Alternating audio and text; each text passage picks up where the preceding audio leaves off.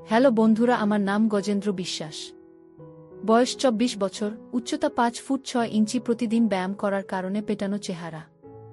আমার মায়ের সাথে ঘটে যাওয়া সত্য ঘটনা অনেক সাহস নিয়ে তোমাদের সাথে শেয়ার করছি। এবার মূল কথায় ফিরে আসি। আমার মায়ের নাম আভা রানী বিশ্বাস। বয়স ৪৮ বছর। মা খুব একটা লম্বা না, ৫ ফুট থেকে কিছু কম। মায়ের ওজন খুব বেশি না, ৫০ কেজি হবে। তবে হালকা চর্বি আছে, সাথে সিজারের কাটা দাগ, যেটা আমার বোনের জন্মের সময় হয়েছিল। আমার বোন মাত্র ২ বছর বেঁচে ছিল। বোন মারা যাওয়ার পর মা বাবা দুজনেই খুব ভেঙে পড়ে। আমি ৫ বছরের ছোট ছেলে ছিলাম, তাই বোন হারানোর কষ্টটা খুব একটা বুঝতে পারিনি। মা বোন জন্ম হওয়ার পর অপারেশন করিয়ে নেয় যাতে আর বাচ্চা না হয়। বোন চলে যাবার পর বাবা খুব দুঃখী হয়ে পড়ে আর খাবারের প্রচুর অনিয়ম করে। এতে বাবার কিডনি খারাপ হয়ে যায়। তার কিডনির অসুখে বাবা মারা যায় আজ থেকে ১৪ বছর আগে। আমি আর বিধবা মাকে সেই থেকে বাড়ির বাকি লোকেদের কাছে অনেক অপমান সহ্য করতে হয়। বাবার পোস্ট অফিসে চাকরি ছিল, ওখান থেকে যে টাকা পায় তাতে আমাদের চলে। মা খুব শিক্ষিত না হওয়াতে বাবার চাকরি করতে পারে না। আমি ছোট থেকেই পড়াশোনায় ভালো ছিলাম, তাই ২ বছর আগে চাকরি পেয়ে যায়। ভালো পোস্টে ৬ মাস ট্রেনিংয়ের পর কলকাতাতে পোস্টিং হয় আমার মিউনিসিপাল কর্পোরেশনের সহকারী অফিসার হিসেবে। কলেজ লাইফে প্রচুর মেয়েদের সাথে সম্পর্কে জড়ালেও সব কাজে খুব পারদর্শী হয়ে পড়ি। বাবা চলে যাবার পর আমি ও মা একে অপরকে আঁকড়ে ধরে বেঁচে থাকি। বাড়ির বাকি লোকেদের অন্যায় ব্যবহারের পরও আমার বিধবা মা নিজের মনের জোরে আমাকে ভালোবাসা দিয়ে বড় করে তোলে। আমাদের ভাগে ২টি রুম, সাথে রান্নাঘর ও বাথরুম। ছোটবেলায় মায়ের সাথে ঘুমাতাম, কিন্তু মাধ্যমিক পরীক্ষার পর আলাদা ঘরে ঘুমাতে চাইলে মা মানা করে। তাই অন্য ঘরে পড়াশোনা করে রাতে মার সাথে ঘুমাতাম। কলেজে পড়ার সময় পড়া ছাড়াও ওইসব নিয়ে খুব ভাবতাম। আমার বাড়িতে লুকিয়ে লুকিয়ে ভিডিও দেখতাম আর বাথরুমে হাত দিয়ে।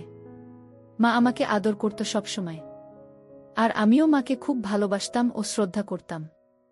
তবে মাকে কখনো অন্য নজরে দেখিনি। মা বাবা চলে যাবার পরও অন্য কোনো সম্পর্কে জড়াননি। আমাদের মাঝে কোনো তৃতীয় ব্যক্তিকে আনেনি। শুধু আমাকে ভালোবেসে নিজের সব চাহিদা বিসর্জন দিয়ে বেঁচে আছে। তাই মায়ের প্রতি আমি খুবই শ্রদ্ধাশীল। ২২ বছর বয়সে আমি গ্র্যাজুয়েশন পাশ করে আমি কোচিংয়ে ভর্তি হয়েও সরকারি চাকরির পরীক্ষার জন্য প্রস্তুতি নিতে শুরু করি। ধীরে ধীরে বান্ধবীদের সাথেও সব কাজ করতাম। সেটা আস্তে আস্তে বন্ধ হয়ে যায়, তাই হাত দিয়ে কাজ সারতে থাকি। ইতিমধ্যে মা সুগার ধরা পড়ে, তাই মার যত্ন, পড়াশোনা নিয়ে খুব ব্যস্ত হয়ে পড়ি। কারণ একটা ভালো চাকরি পেয়ে মুখে হাসি ফোটানো আমার একমাত্র লক্ষ্য হয়ে দাঁড়ায়। আমার চেষ্টা সফলও হয়। আমি চাকরি পেয়ে যাই, এতে মার চোখে আনন্দের জল চলে আসে। আমি চাকরি ট্রেনিংয়ের জন্য বাইরে যাই।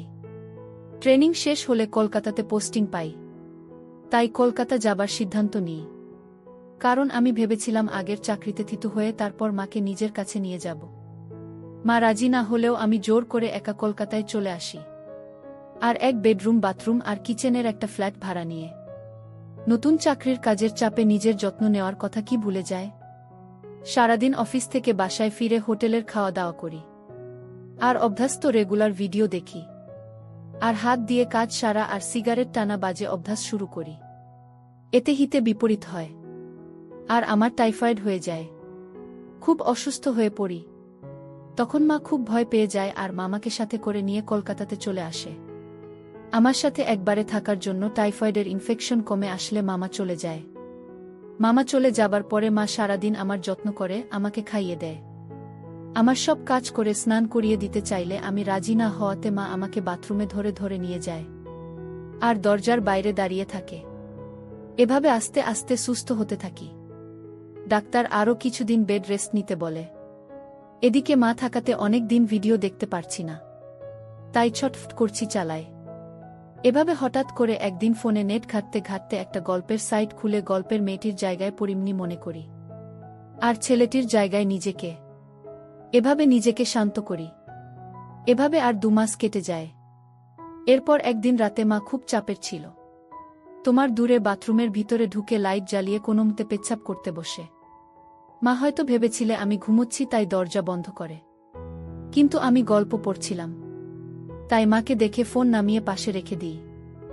ঘুমানোর অভিনয় করি, হঠাৎ মাকে এভাবে দাঁড়াতে দেখে দরজার দিকে তাকায়। আর আমার মাথা নষ্ট হওয়ার জোগাড়। কোনোদিন আমাকে এভাবে দেখিনি। পরক্ষণেই নিজেকে সংযত করি ও ভৎসনা করি। মাকে আমি কিছু বুঝতে দিই না। কিন্তু রাতে মা যখন আমাকে ধরে ঘুমায় তখন কেন জানি না আমার কেমন জানি হয়। নিজের মধ্যে এই পরিবর্তন আমাকে অবাক করে দেয়। এর মধ্যে একদিন রাতে গল্প করছিলাম। হঠাৎ একটা মা ছেলের গল্প পাই। তারপরে মাথা আমার কাজ করা বন্ধ করে দেয়। একটু আলাদা রকম ফিলিং হয়। নিজের ওপর রাগ হয়, কিন্তু আলাদা রকম উত্তেজনা হয়। একটার পর আরেকটা গল্প করতে শুরু করি। ধীরে ধীরে আসক্ত হয়ে পড়ি। এমন পাগল হয়ে যায় যে গল্পের মায়ের জায়গায় আমার বিধবা মা ও নিজেকে কল্পনা করি। বাবা, তুই এখন ঘুম আসেনি? কত রাত হলো? এমন করলে তো আবার শরীর খারাপ করবে। তাড়াতাড়ি ঘুমা আর ফোন ঘাঁটা বন্ধ কর। আমি একটু ঘাবড়ে যাই, কারণ মা আমার বুকে হাত রেখেছি। ভাগ্য ভালো একটু নিচে রাখেনি, তাহলে খুব বাজে ঘটনা ঘটে যেত। বাবা মারা গেছে প্রায় 18 বছর। মারও জানা আছে নিশ্চয়ই বাড়িতে আমার বিদ্যা অভুক্ত না থাকে। বাইরে কেন যাব? আমাদের মধ্যেও কিছু হলে সেটা একেবারে সুরক্ষিত হবে। কেউ জানবে না, আর বাচ্চা হওয়ার ভয় নেই। কিন্তু বড় প্রশ্ন হল, আমি মাকে রাজি কি করে করব? ট্যাবলেট বা ঘুমের বড়ি দিয়ে কাজ করা আমার পছন্দ না। যা হবে অর্গানিকভাবে মায়ের ইচ্ছাতেই। কিন্তু সেটা কিভাবে হবে বুঝে পাই না। প্রচুর রিসার্চ করি, কিন্তু কোনো লাভ হয় না। আমি বিপাকে পড়ে যাই। কিভাবে কি করব? চোখের নিচে কালো দাগ পড়ে যায়। শুধু জিজ্ঞেস করে, বাবা তোর কি হয়েছে? কিন্তু আমি কিছু বলতে পারি না। আমার জন্মদিনের দিন নিজের মতো করে আয়োজন করে আমরা আনন্দ করি। এরপর মা আমাকে বলে, জন্মদিনে কি উপহার নিবি বাবা? আমি তখন বলি, মা তুমি সুখী থাকবে, খুশি থাকবে, তোমাকে ভালো যেন রাখতে পারি সেই আশীর্বাদ দাও। মা বলে, তুই আমার খুব ভালো ছেলে, আমার স্বপ্নগুলো পূরণ করছিস, আমি খুব খুশি। এই কথা বলে মা কপালে আর গালে একটা হামি দেয়, আমিও একটা হামি দিই। এরপর মা বলে, বাবা একটা সত্যি কথা বলতো, রাতে কি ঘুম আসে না? তোর চেহারাটা তো কেমন হয়ে যাচ্ছে, আমার থেকে কি করছিস? আমি বললাম, কিছু কথা আছে, সেটা তোমাকে বলা যাবে না। এই ঘটনার দুদিন পর রবিবার দুপুরে মাঝখান থেকে বের হয়। আমি শুয়ে শুয়ে টিভি দেখছিলাম। হঠাৎ দেখি মাথা হালকা পিছলে যায়। আর মা আলনা ধরে নিজেকে সামলানোর চেষ্টা করে। এই ধস্তাধস্তিতে মা এক সেট হয়ে যায়। আর এই অবস্থায় আমি দেখে ফেলি। মা খুব লজ্জা পেয়ে যায়। আর যখন দেখি আমি তাকে দেখছি, তখন মা আমাকে বলল, বাবা দিকে তাকাও, আমার লজ্জা লাগছে। সাথে সাথে সারা দিয়ে ঢেকে নীল আর একটা নাইটি নিয়ে দৌড়ে বাথরুমে চলে গেল মা। অনেকক্ষণ হলো বাথরুম থেকে বেরোচ্ছে না দেখে আমি মাকে দেখতে থাকলাম। কিন্তু মা দরজা খুলছে না। অনেক জোরাজুরির পর মা দরজা খুলল। কিন্তু মায়ের মুখ গম্ভীর। আমি মাকে বললাম, কি হল তোমার মা? উত্তরে মা বলল, বাবা খুব বাজে ব্যাপার ঘটে গেল। এখন আমি তোর সামনে স্বাভাবিকভাবে থাকব। মা আমার হাত ধরে বলল, বাবা তুই আমার সব দেখে ফেলেছিস? উত্তরে আমি একটু ইতস্তত হয়ে বলি, হ্যাঁ মা, সব কিছু দেখে ফেলেছি। মা মাথায় হাত দিল আর বলল, খুব খারাপ হল জিনিসটা। আমি বলি, না, এটা অতটাও বড় ব্যাপার না। তখন মা বলে, কি বলছিস? আমার সব দেখে ফেললি আর বলছি কোনো ব্যাপার না। উত্তরে বললাম, মা অত ভাবছ কেন তুমি? বাইরের কোনো তৃতীয় ব্যক্তি তোমাকে দেখিনি। আমি তো তোমারই অংশ। আমি দেখেছি তুমি নিজের ইচ্ছেতে তো আমাকে সব দেখাওনি, ভুল করে হয়ে গেছে। নিজের ইচ্ছেতে দেখালে আলাদা ব্যাপার ছিল। আর তুমিও তো আমাকে কত এক্সিট অবস্থায় দেখেছ। তাহলে কি আমি লজ্জা করে বসে থাক? ঘরে চলো। এটা শুনে মা বলছে, বাবা সে তো ছোট থাকতে দেখেছিস, এখন তো কত বড় হয়ে গেছিস। আর আরেকটা কথা, নিজের ইচ্ছেতে যদি আমাকে দেখে ফেলতে তখন কি আমাকে খারাপ ভাবতে? আমি রেগে গিয়ে বললাম, আগে শীতের পোশাক পরো, আমার খিদে পেয়েছে, একসাথে খাবো। তারপর আমি একটু বাইরে যাব। আমি স্নান করে আসি, তুমি পুজো দিয়ে নাও।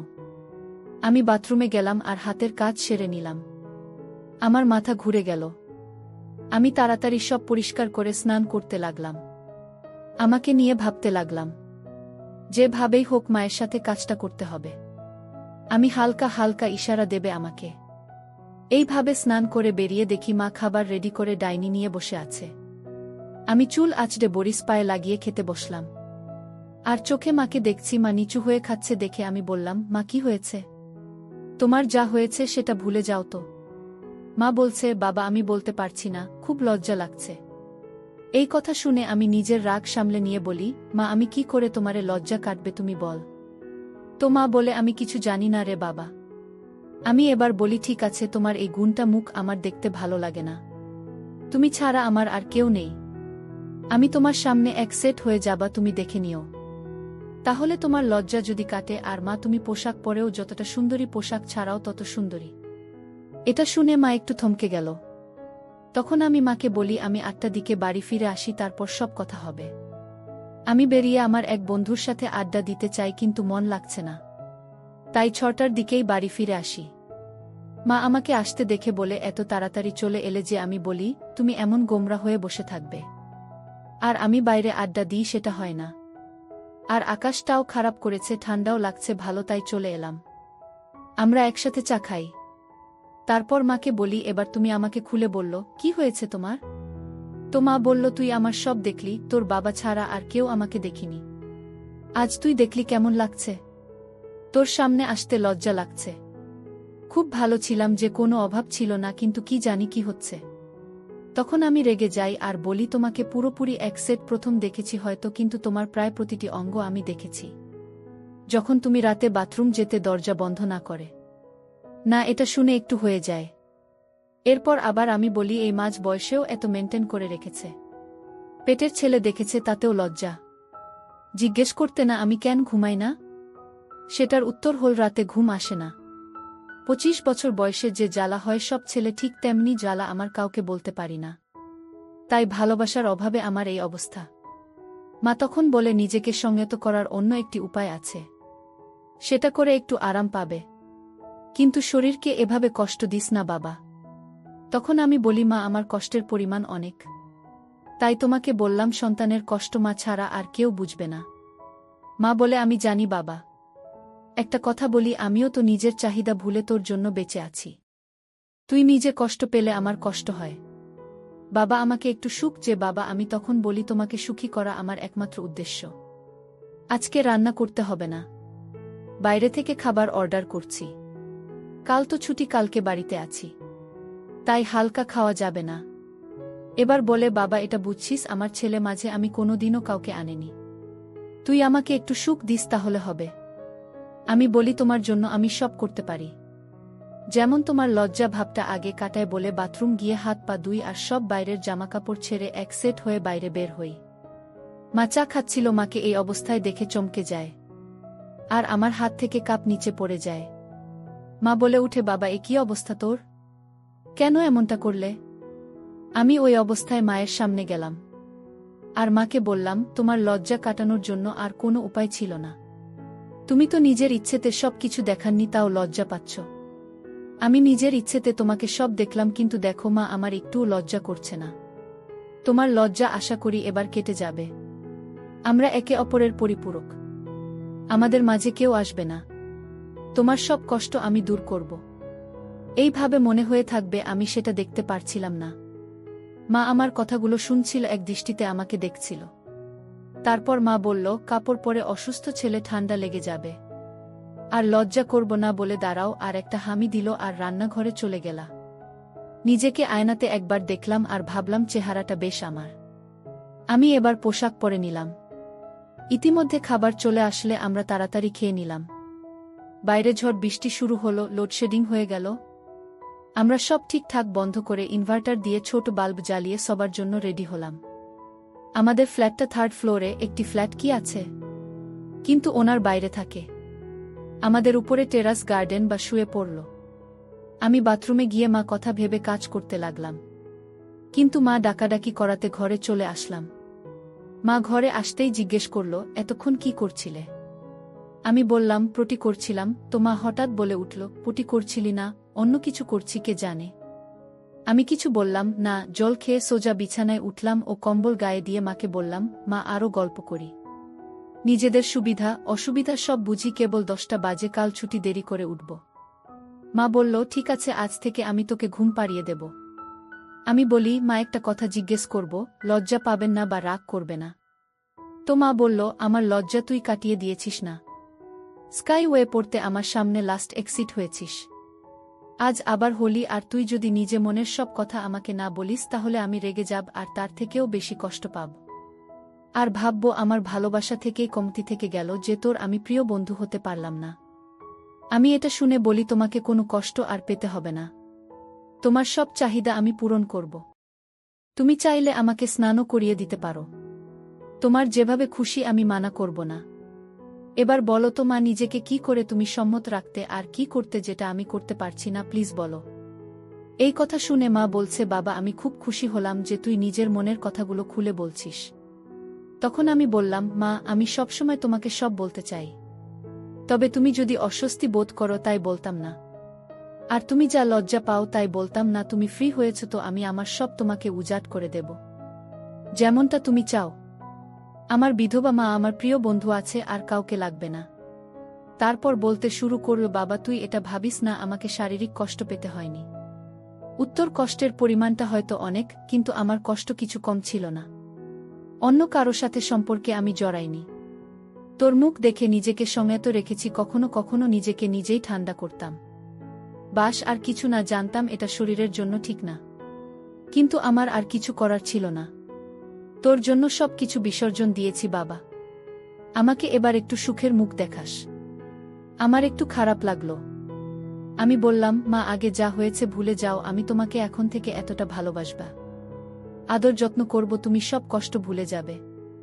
মা তখন বলল, বাবা তোর তো উপায় আছে নিজের চাহিদা মেটানোর, তাহলে নিজেকে নিজে ঠান্ডা করার চেষ্টা করিস না, খুব খারাপ। আমি বলি, মা ডাক্তার ও আমাকে মানা করেছে, কিন্তু মা আমার কোনো বান্ধবী নেই, আমি এখন কোনো সম্পর্কে জড়াবো না। আগে তোমাকে পৃথিবীর সুখ দিই, তারপর দেখা যাবে। তখন মা বলেন, আমার ছেলে বড় হয়ে গেছে, কিন্তু সব সুখ কি আর পারবে? সব সুখ সবার কপালে থাকে না। তখন আমি বলি, কি এমন সুখ যেটা তোমার ছেলে তোমাকে দিতে পারবে না?